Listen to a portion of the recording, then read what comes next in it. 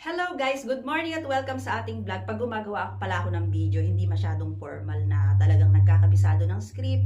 Hindi ganun. Kung ano lang po yung gusto kong sabihin dito sa video, yun lang po yung sinasabi ko. So wala po talaga akong script. And every time na gumagawa ako ng video ko, wala po tayong script. On the spot ko ano yung gusto kong sabihin. Katulad ngayon, wala kaming tubig, hindi ako makapaglabas. So napag-desisyonan ko na gumawa ng short video. Gusto ko samahan nyo ko. Wow, gusto ko. Hindi, ibig sabihin, may mga nagtatanong kasi kung ano yung workout ko everyday.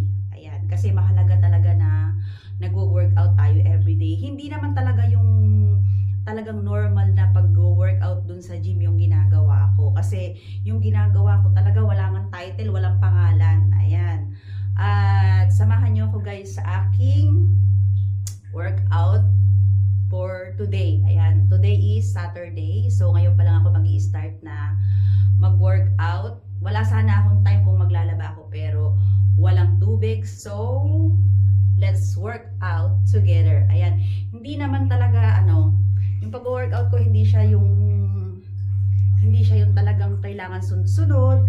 Kailangan lang may konting galaw-galaw tayo everyday para yung mga muscles natin, yung mga katawan natin, may galaw-galaw natin, yung mga kasukasuan, ganyan. At shout out nga pala dun sa mga taga-Gabal doon, yung may message sa akin na kung ano yung workout ko. Ito, sasabihin ko po sa inyo.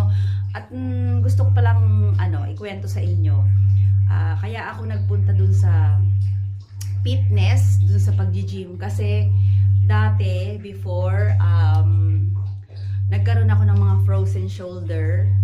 Ibig sabihin, hindi kulang ako sa exercise. So, shout out sa mga umiinom dyan sa Gabaldon ng mag-asawang gamot. Ayan, pag kinukwento ko kasi sa mga kakilala ko na noon na kapag may sumasakit sa katawan ko, yung mag-asawang gamot yung nakakagaling sa akin. Ayan, ano daw ba yun? Walang pangalan. Pero talagang napakabisa.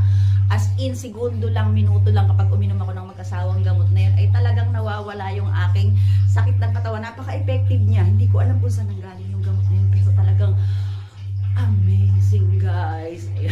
OA. Yung talagang talagang epektibo talaga siya sa akin. Napaka-effective niya sa katawan ko na talagang kapag ininom ko siya, lumalakas talaga ako, nawawala lahat ng sakit ko, hindi ako makalakad. Pero kapag ininom ko mag-asawang gamot na yun, talagang nakakalakad ako, nakakapagtrabaho ko, naitataas ko yung aking mga kamay, ganyan. At ito, simulan na natin ang ating workout. At watch out guys, laging dapat nandiyan lang kayo para kahit na hindi